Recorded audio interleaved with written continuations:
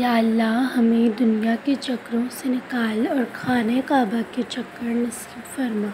اللہ تمہیں اتنا صبر دے کہ ہر حال میں تمہارا دل مطمئن رہے۔ اور پھر میں نے وہاں بھی صبر کر لیا جہاں مجھے جواب دینا تھا۔ مجھے تعجب ہے اس شخص پہ جو اپنی برائیوں کو جانتا ہے لیکن جب اسے برا کہا جائے تو ناراض ہو جاتا ہے۔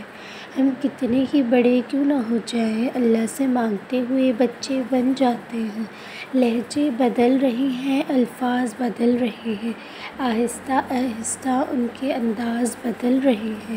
جو وقت، حالات، ضرورت، مزاج بدلنے کے باوجود بھی قائم رہے وہ حقیقی تعلق ہوتا ہے۔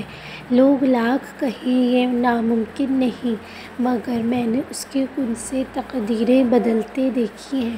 پلک جھپکنے سے پہلے اللہ حالات بدل کر ہی دیتا ہے۔ کسی کا دل اتنا مت دکھاؤ کہ اللہ کے سامنے تمہارا نام لے کر رو پڑے، کیونکہ ٹوٹے ہوئے دل سے نکلی آہ عرش تک جاتی ہے۔ جو اپنا کل نہیں بھلا سکتے وہ کبھی اپنا کل نہیں بنا سکتے۔ یا الہی تیرے کن کی محتاج بندی آج اپنا صبر ہار بیٹھی ہے۔ شکایت کرنے سے خاموش رہنا بہتر ہے۔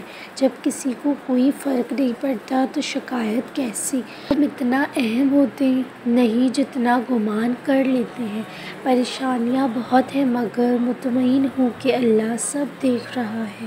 جو تمہاری خاموشی سے تمہاری تکلیف کا اندازہ نہ کر سکے اس کے سامنے زبان سے اظہار کرنا صرف لفظوں کو ضائع کرنا ہے۔